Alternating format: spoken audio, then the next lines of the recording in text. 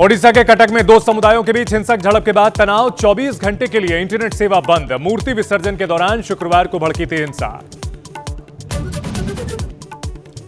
Cough syrup से बच्चों की मौत के बाद एक्शन में सरकार। केंद्रीय स्वास्थ्य सचिव ने राज्यों के अधिकारियों के साथ की बैठक। महाराष्ट्र में कोल्ड ड्रिंक सिरप पर पाबंदी।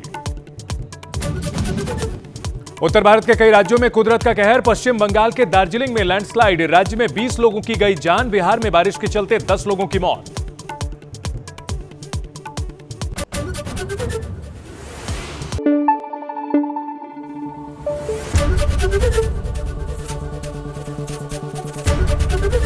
एबीपी न्यूज आपको रखे आगे।